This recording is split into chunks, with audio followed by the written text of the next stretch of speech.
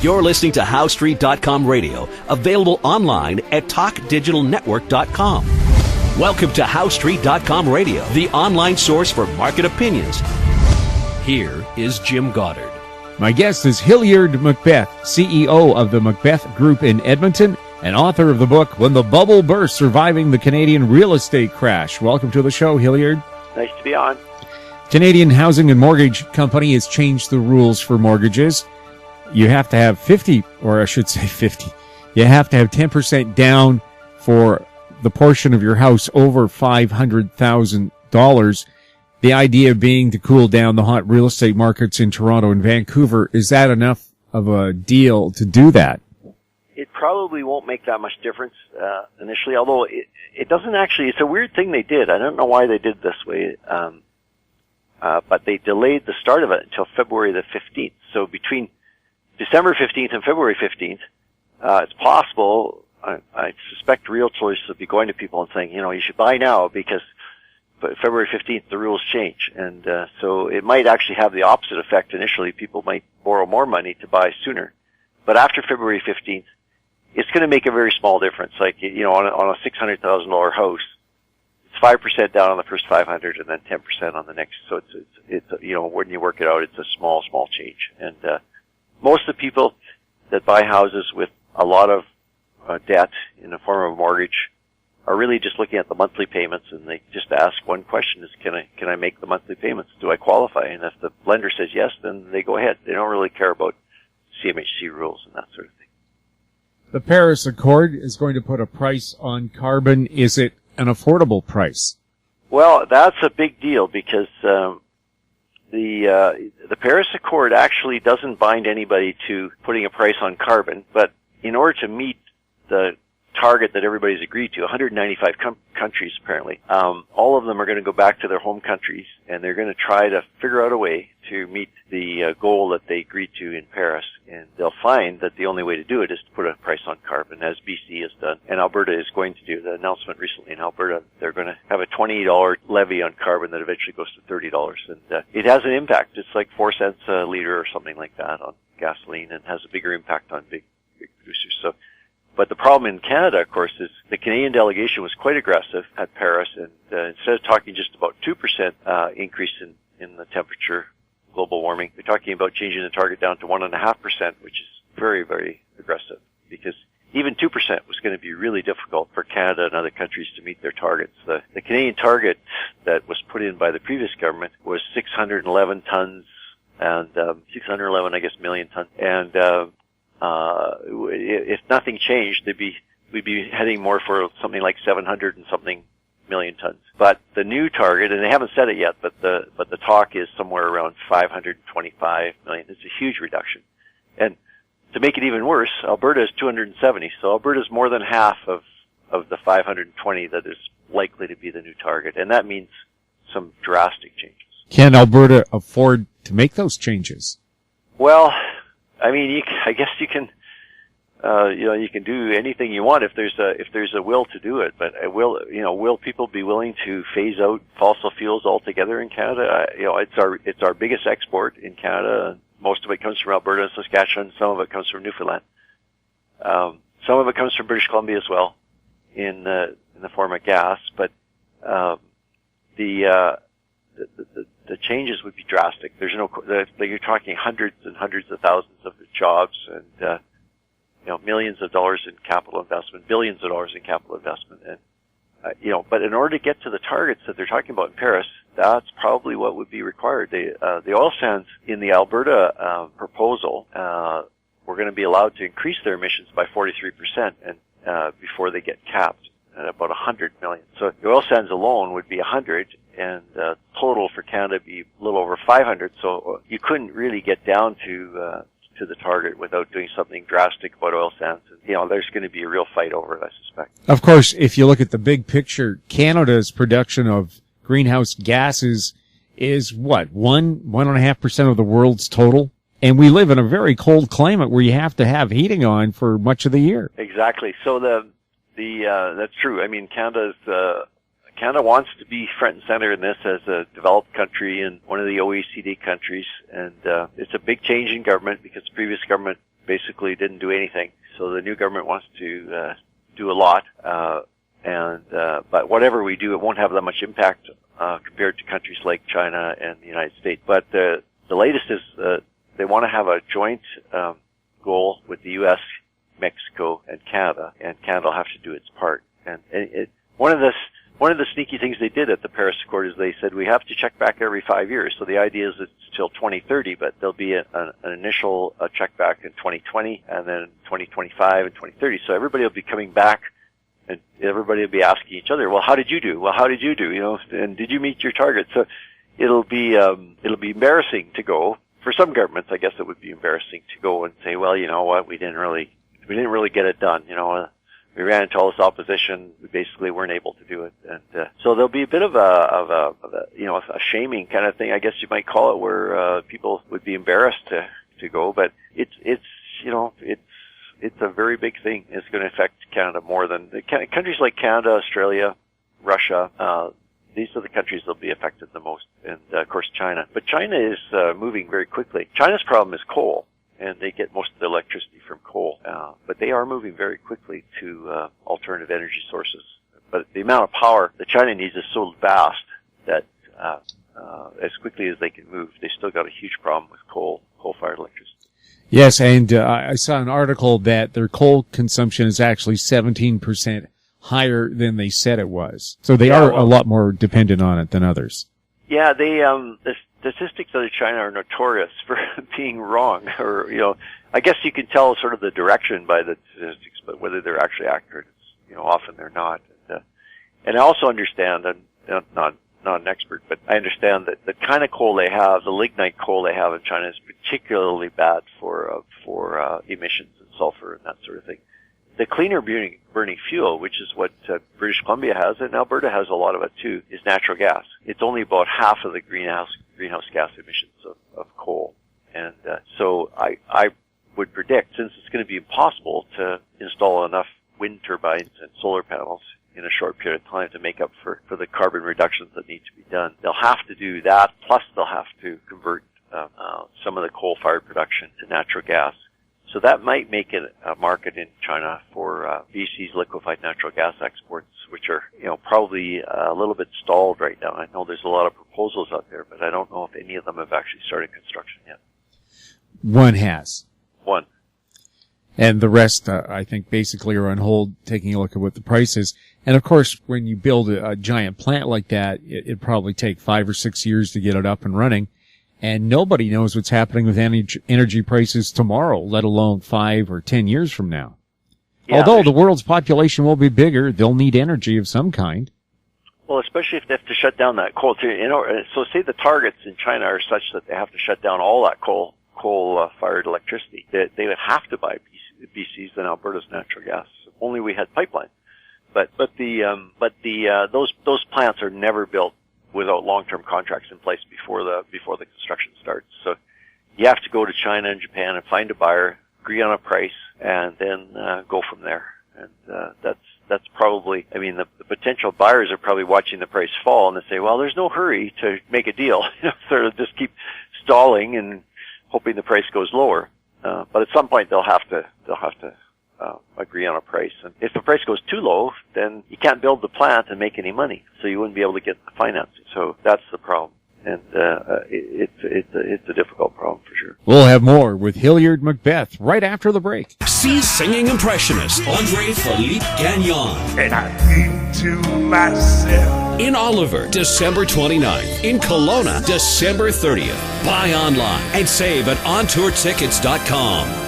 Unbelievable harmonies, spectacular performance, the ultimate tribute to the Everly Brothers and Simon & Garfunkel. Bird Dog and the Vintage Electric Band, Saturday, January 9th at the Alex Goulden Hall. Buy online and save at ontourtickets.com. Welcome back. We're speaking with Hilliard Macbeth. Hilliard, you had an interesting article recently saying that the shopping mall could be on its way out like the dinosaur or the dodo bird. Yes, the statistics out of the United States say that as many as 2/3 of the enclosed shopping malls in the U.S. are uneconomic as they currently stand, and so it seems that the way of the shopping mall and the drive and the bumper to bumper traffic and all that kind of stuff, that era could come to an end. It's been with us since the 1950s probably, and it's partly people's preferences changing. A lot of it's probably online shopping is growing exponentially, of course, and from a very low base. But all you have to do is look at Amazon's stock price. In basically 7 years, it's gone from $50 to $660. At the same time as the shopping centers are basically closing. And there's about 1,200 malls right now enclosed in the United States, and as many as 800 of them could be gone. That's for sure 1/3 of them, 400 of them will disappear. What's the state of mallism in Canada? Well, there's been bankruptcies. Target Canada has gone bankrupt. There's a similar situation, especially in Alberta. We're over retailed to an amazing degree, and we were going to be even if online shopping didn't take off, we were going to have trouble just because they just went crazy building too much. The biggest owner of shopping malls in Canada is RioCan Real Estate Investment Trust, REI.UN on the Toronto Stock Exchange, with an enterprise value of $16 billion. But they were Target was one of their largest tenants. So they're scrambling to try and find a replacement. And one of the things they've done, ironically, is they've decided to build residential housing, multifamily rental apartments. So none of it, I don't think any of it's condos. I think it's going to be rentals. And they've built a lot. They've started 11,000 units in 2015 and 8,400 units is projected for 2016 because they've got all this space, right? So, and it's maybe a convenient place to live to rent an apartment near a shopping mall. They're trying to build in a customer base for themselves.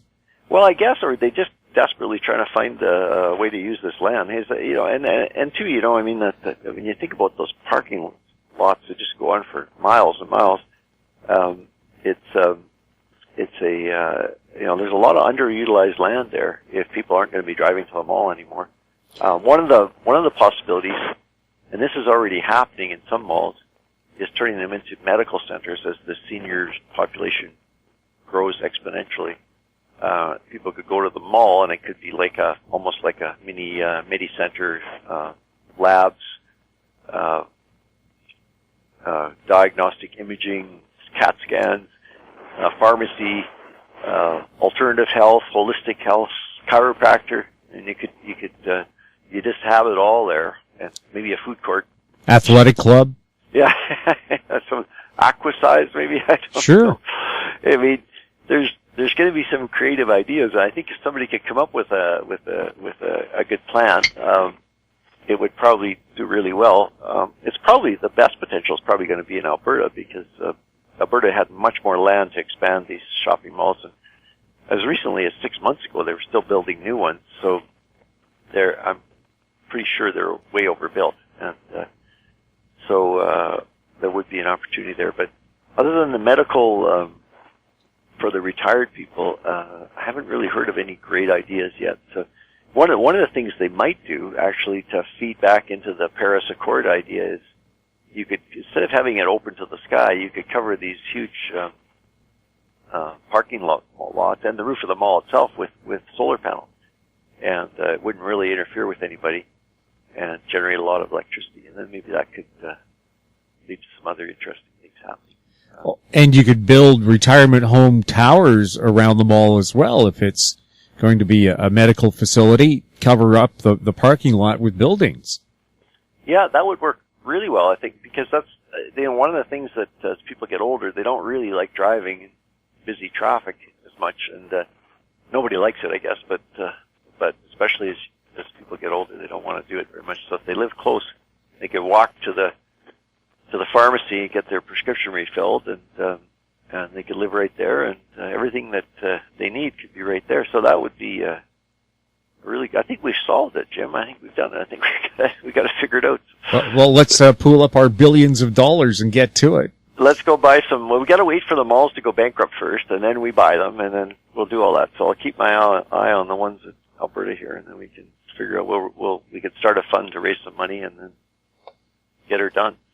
And what about how practical is Amazon's proposal to make home deliveries using a little robot flyer? A drone. Yeah. Well, I was looking at drones on Amazon. For $1,200, you can get one. And that's too much money, obviously, for a Christmas present. But you could get one that has a camera in it, and it'll go for like 12 to 20 minutes or something like that. So, and you could put a sensor on in your pocket, and launch the drone, and then you start your ski run down the hill, and the drone follows you from above and takes your videos you as you ski down the hill. So, and then it lands. Well, if you videoed me skiing, you'd get a good laugh. Yeah, sure. See, I saw in the news that some people in near Vancouver there got trapped overnight in the gondola, and because of the high winds they couldn't get down. Forget whether it was. Well, it could have been gross. I think it was gross. It was gross, yeah. And well, JR Country had their Christmas party on top of grouse. This would be probably 15 years ago now, when I worked there, and there were high winds. So what they did is they opened the windows of the gondola to offer less wind resistance, but it's still hanging at an angle. And you couldn't see a thing because of the blowing snow. And then finally, as we're getting near the bottom of this thing, they have a spotlight on the gondola. And one of the guys says, "I see a bright light in front of us. Should I walk towards it?" But I think the fingerprints of my wife have just finally disappeared from my arm from that night. That would be a scary... It was so scary. And I think the only reason that they ran it was that a lot of us had to be on air at 6 o'clock the next morning. Well, I guess last night or whenever it was, a couple of nights ago, they just kept everybody up at the top, and that must have been a heck of a party. They all had to stay all night. Yeah, and there wasn't any accommodation, but I guess, a carpeted floor in the pub seems pretty nice considering the alternative. Yeah. So, what about strip malls? Are they in the same kind of situation as covered malls? Or do they have kind of a different sales pattern? I think the statistics on strip malls are not as available, so I was only able to do enclosed shopping, and much bigger. There's much more money involved, but I think the strip malls have the same issues. I think they have. One of the things in Canada, I don't think this is so much true in the U.S., but Canada, practically every single one of those smaller strip malls has a bank branch. And one of the big trends for 2016, 2017 would be the banks doing something about all their excess space in the mall, in the branches, because they really don't need. Nobody goes to the branch anymore, other than retired people who are just trying to fill up their day and maybe have a favorite teller or something they want to talk to. But really, busy people just do it all online now. They don't even have to go to the computer now. They can do it on their smartphone. So the banks have a huge problem with excess land, excess buildings, and excess people that work in the branches as well. And that's going to be a very, very big thing. And there'll be a new disruptor. They talk about this tech finance disruption thing. There'll be a new disruptor that comes along, like PayPal or something that doesn't have any real estate, that can offer all of these services for a cheaper price. And the legacy banks will be stuck with they'll be stuck with two things. They'll be stuck with all the excess branches, and then, of course, they'll be stuck with all of their housing mortgage loans as well. But lucky for them, the CMHC will probably cover most of that if they start going into arrears on their mortgages. But the longer-term trend is away from branches, and that'll affect the strip malls, because the bank branch is usually the most valuable tenant of the strip mall. They generally have rents that are much, much higher, as much as $40 a square foot. The rest of the mall is only paying $10 a foot or less. So part of that's because the cost of building the bank branch is much higher. They got to have a vault, for example. They've got to have special security arrangements and all that, compared to just a regular store in the mall. but they do pay really high rents, and they've got a really good. If you have a contract with a bank to have a branch in your strip mall, then you can borrow the money to finish building the mall, because the bank is AAA rated. So, or at least it's investment grade rated. So if they lose the bank tenants, it's going to be really hard for the strip malls. But I can't see how the banks can keep all these branches open. It's just not. The trend is going exactly the opposite direction. How is the condo market doing in Alberta right now? I think recently when we talked, you said there were over 1,100 to $200,000 condos for sale in Edmonton alone. Yes, those were the condo conversions from years ago that used to be apartment buildings, and then somebody decided that they should be converted into individual condos that people could buy. And what people are finding, I suspect, is that the condo fees are way too high, and most of those people probably would be just as happy renting.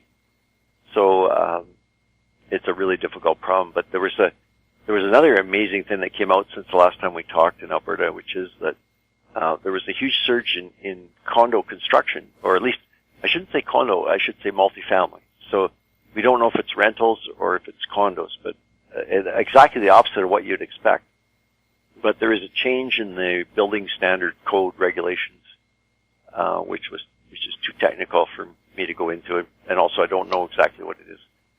But because of that, everybody rushed to get their building start done. So there was like a 200 or 300% increase in the last report by CMHC of building starts in multifamily in Alberta, which is just crazy. I mean, it's just there's going to be such a surplus, and not just in Alberta, but in Toronto, and I don't know about possibly Vancouver as well, but certainly Toronto and Alberta, because the starts are just way above the long-term averages. And of course, people won't be moving to Alberta like they were with $35 or I guess $36. I think it's bounced to $36 now, $36 oil. Which, by the way, as you probably know, the Alberta price for the unrefined crude bitumen is more like $21 for the heavy oil thing, because we don't have any pipelines, because BC won't let us build the pipelines. So in order to get it out of Alberta to the market, they have to send it by rail car, which is very expensive. And so the best that the Alberta producer can get right now is if the crude price is $35, then you can take 15 off of that. You'll have roughly $20 for Alberta crude, and nobody can do Alberta crude at $20. Some of the big guys like Suncor and Canadian Natural Resources, Cenovus, and that have gotten it down to maybe $28, but I haven't seen anybody that's got it down even below $25. And of course, nobody's projecting a big increase in the oil business anytime soon. They say that low oil prices is the cure for low oil prices, but there's such a glut worldwide, and Saudi Arabia and Iran and Iraq are the three big producers. Saudis, of course, they're on a mission to destroy shale oil in the United States, so they've increased their production. And Iran and Iraq feel that they've been left out because of wars and sanctions and stuff. So they have to make up for lost time. So they've increased their production dramatically as well. And the combination of all that is creating a huge surplus. And plus Alberta, Alberta's up 1 or 2 million barrels in the last 5 to 8 years. So Alberta's been moving ahead with production as well. So the cumulative effect of all that is that it'll take probably quite a long time, several years probably, for this surplus. And normally what would happen with the surplus when the price goes low is there'd be a huge surge in demand, because obviously you can fill up your car, you might make more trips, or people would use more fuel. But with the Paris Accord happening and the carbon tax and all that stuff, maybe this time there won't be a huge surge in demand. And that'll be the big shocker this time, because in the previous cycles, every time when the price got low enough, people started increasing their consumption of crude quite dramatically. Hilliard, thanks a lot for chatting with us. Nice to talk to you, Jim. My guest has been Hilliard Macbeth, CEO of the Macbeth Group, in Edmonton and author of the book When the Bubble Burst, Surviving the Canadian Real Estate Crash. You're listening to HowStreet.com radio. Find us on Twitter at Talk Digital Net. Our YouTube channel is Talk Digital Network. You can forward comments about the show to info@HowStreet.com. I'm Jim Goddard. Comments made on HowStreet.com radio are an expression of opinion only and should not be construed in any matter whatsoever as recommendations to buy or sell any financial instrument at any time. Available online at TalkDigitalNetwork.com. HowStreet.com radio is a production of HowStreet Media Incorporated.